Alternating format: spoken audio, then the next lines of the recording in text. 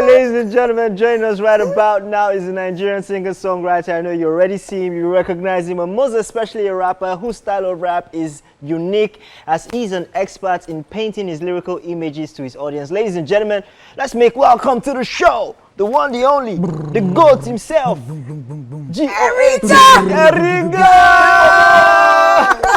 How have you been, bro? I'm good. I've Been a while, and the journey is not even today. You know, so I was telling J. Paul that one day I was interviewing ERIGGA on the show, and then, as usual, you know, it can be controversial like that. He had something to do with, now the name escapes me. And I asked, I said, so what is between you guys? And he said, have I met him? He probably never met him.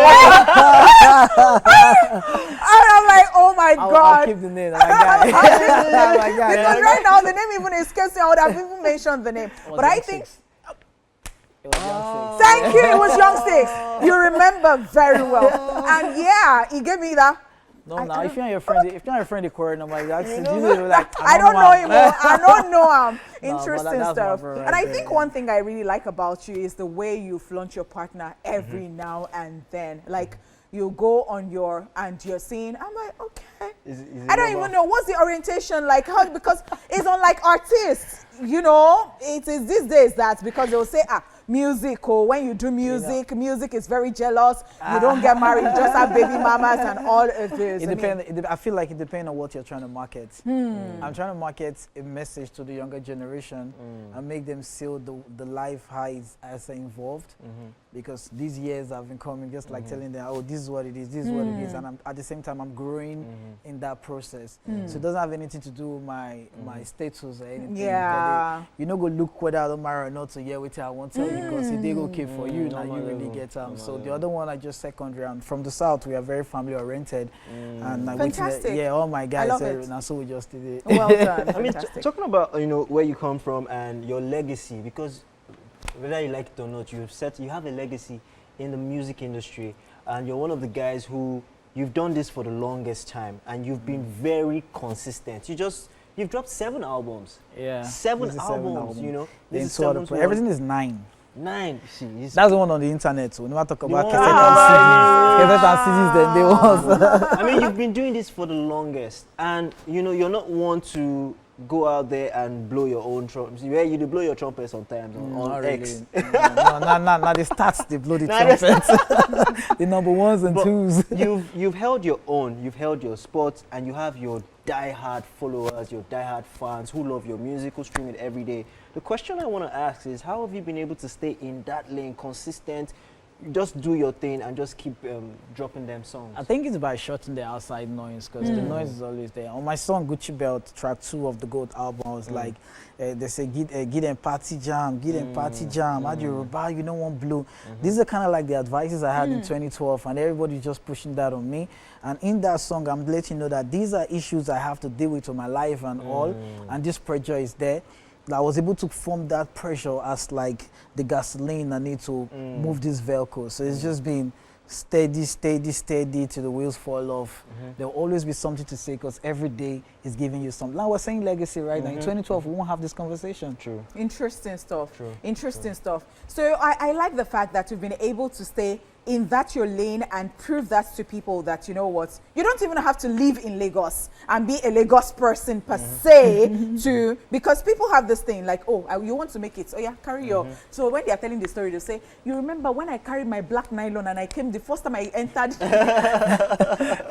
like you don't have that, like you just do your thing and you are a force to reckon with. Of course you are. And I even know a lot of people who would even like to work with you, and I know that you have worked with a lot of people. Interesting stuff. So now, the way things are going, Nigeria to the world. Nigeria is on the big map. We love it.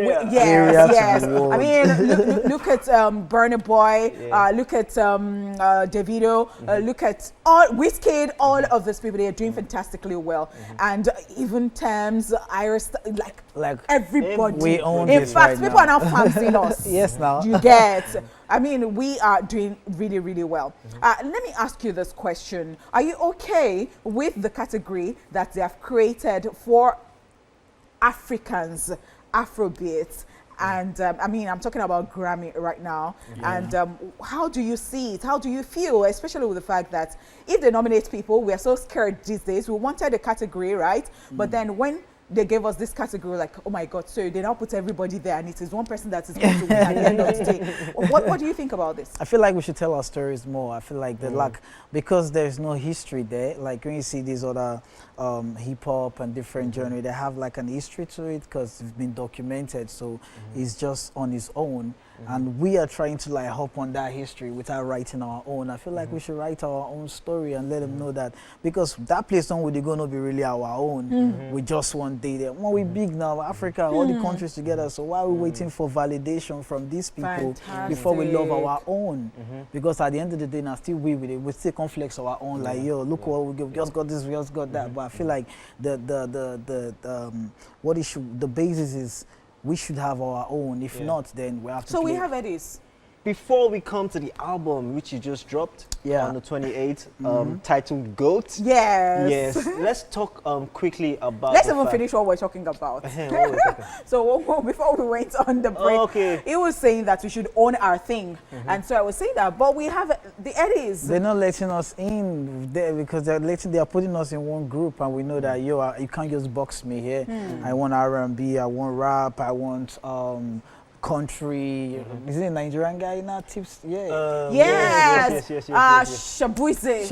Exactly. But if he's from here now, you want to put him Afrobeat category. Yes, I get it. So we shouldn't do that. So if they're not going to let us, I think we should just like go into ourselves and validate ourselves by ourselves. I mean, so you talked about rap, which you mentioned. We know that a lot of people have been influenced. You've been one of the first guys from the south side on the scene. Now, we've had other guys come through, Ajabo Hustlers, we've had Idon Dizzy, we've had all these guys come through, Burna Boy, Omalay, everybody's come from that side. Young Six. It's been a massive, inclusion of the Southside guys in the music industry. But there's been a massive conversation over the past few years about rap music and where rap has been and where rap is going, considering that, the singers are making more waves than the rappers. It's caused a lot of spark online, especially on X.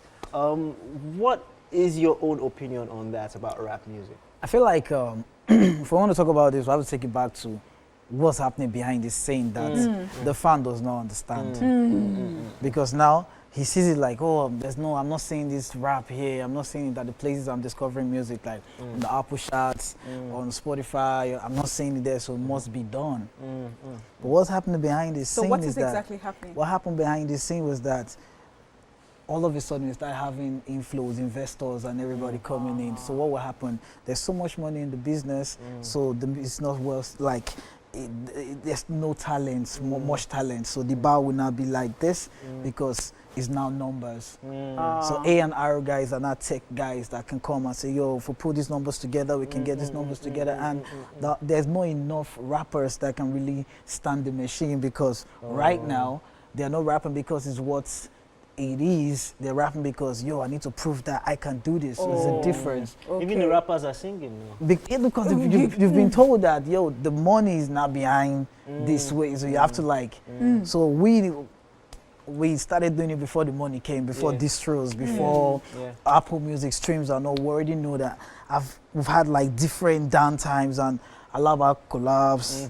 Come this side, so we don't evolve from different eras, so it's not new to us. But that Peking, when they grew up now and makes music for 2016, feel like I don't think I should be doing this. But if you see OGs that ain't come from that 09, 010, we know how it is. Recently, there was a song on Odumudu's album that featured Vector. And everybody was like, oh my God, they don't know that Vector can rap this good. Are you joking? No, they're not joking. Are you kidding me? It depends on when they start discovering music. Whether you like them or not, somebody they create Spotify account now and they won't start to listen to music. I get it. So now waiting in me to be that. So I feel like even that shift come, they foresee they try to put in themselves inside the music. But then again, I'm like, even when I was born, I grew up to know songs that were done before I was born. So what is it that somebody is now just waking up? I'm telling you now that what Tupac is to a child that's growing up in LA is what ERIGGA is to a child So, that's growing up in the South. Yeah, yeah. Because I get it. they've seen it. But when you come up and say, yo,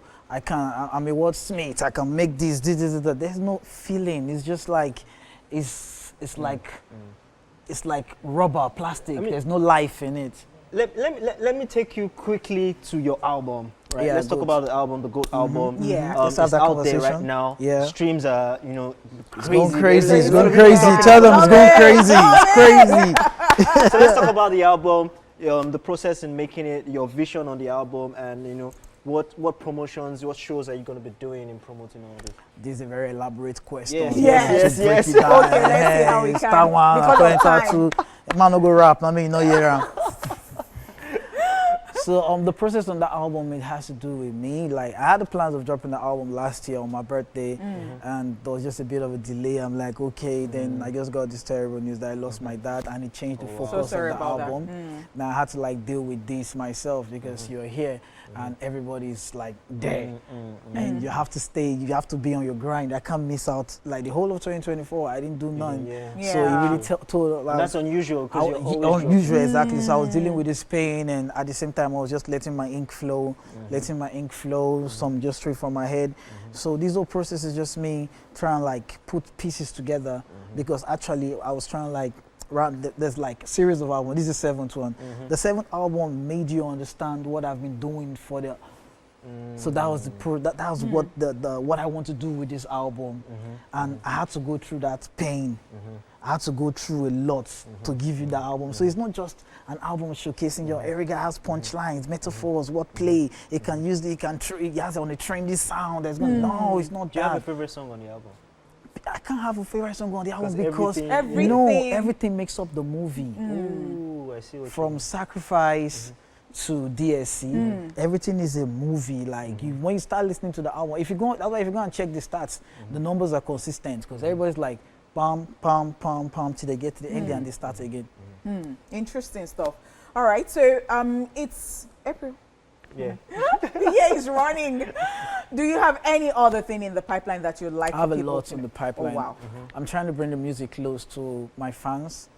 And this year I'm going to be more of a performing artist. So it's just like going there, just doing my band sets and just bringing the music. Because somebody has to revive hip hop now. You understand? Like when last ago hip hop shows, they hard. Like so, someone has to bring it, and I feel like that's what God has kept me for this long for to do.